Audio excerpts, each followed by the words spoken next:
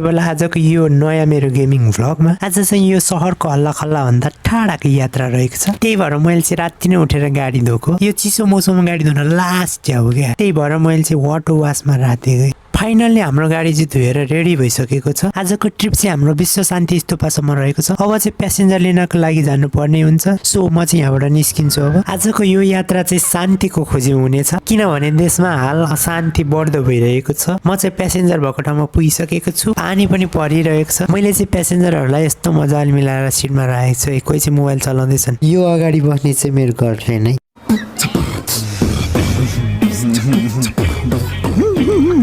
म चाहिँ यहाँबाट निस्किसकेको छु। पानी पनि मस्त परिरहेको छ। मौसम पनि चिसो चिसो छ। यस्तो पानी परेको बेलामा घरमा सुतेर बस्न पाए त कति मजा हुन्थ्यो। तर के गर्नु, सेवा नगरी मेवा मिल्दैन भन्थे। यस्तै भएको छ मेरो जीवनमा पनि। सो गाइस, बसी बसी पैसा कमाउने कुनै काम छ भने सो भनिदिनु होला है।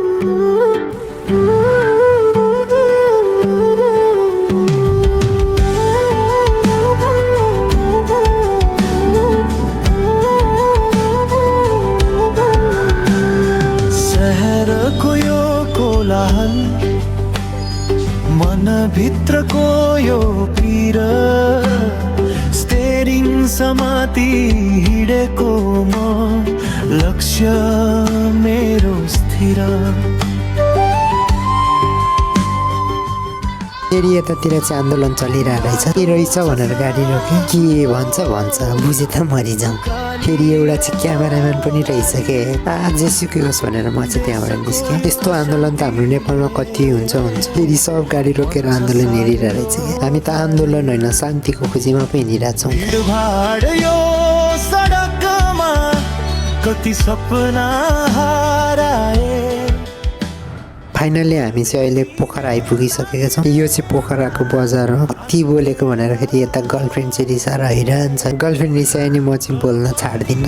अहिले चाहिँ म यो कालो बाटोमा पुगिसकेको छु। पानी पनि परिरहेछ। बाटो चाहिँ पुरै खाल्डाखुल्डी छ गाइस। हिमाल पनि कति राम्रो देखिरहेछ। ठाउँ चाहिँ कति सुन्दर।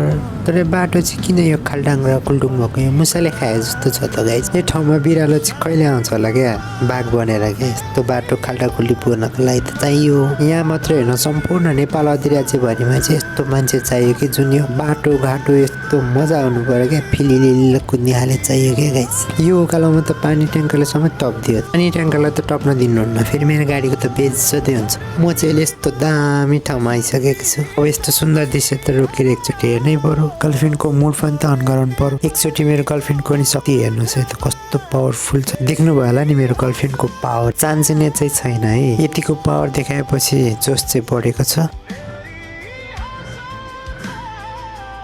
यो मेरो गाडी त भाले हो नि, जति ठोके पनि केही हुँदैन। कुखुराको भाले चाहिँ होइन है गाइस, यो गाडी नै हो। अब चाहिँ एउटा मिठो गीत सुनौँ है त। राजनीतिको खेल यहाँ, जनता सधैँ मारमा, तर म त एउटा यात्री आफ्नै यो संसारमा।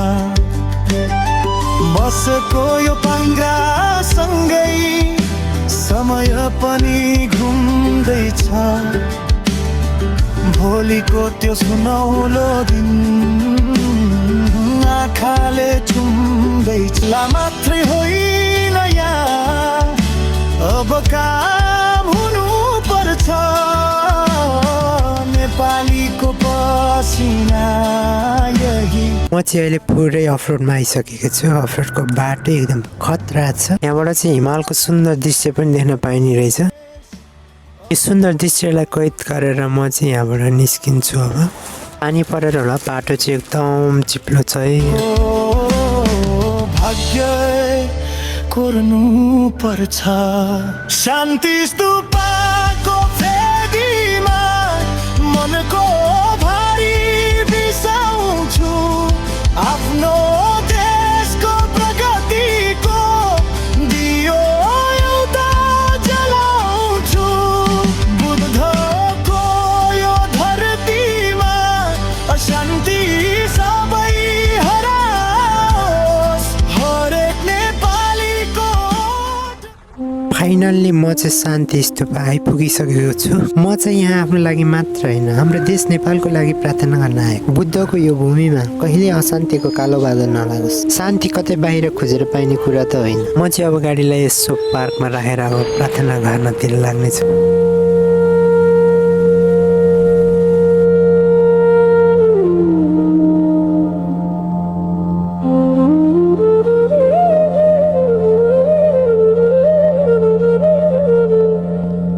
भगवान, मेरो नेपाललाई अब त सुध्रिने बाटो देखाइदिनुहोस्। नेताहरूमा सद्बुद्धि आओस् र युवाहरूले आफ्नै माटोमा पसिना बगाउने वातावरण बनोस् है। अब चाहिँ गर्लफ्रेन्ड पनि खुसी छिन्। अब चाहिँ हामी यहाँबाट फर्किन्छौँ।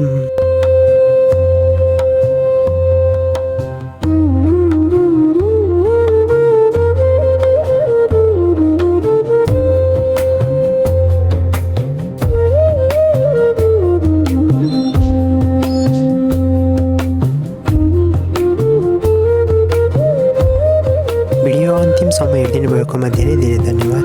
आजको यो यात्रा कस्तो लाग्यो हजुरलाई कृपया कमेन्ट गरिदिनु होला। अनि लाइक, सेयर एन्ड सब्सक्राइब पनि गर्न नबिर्सनु है। अब अर्को भिडियोमा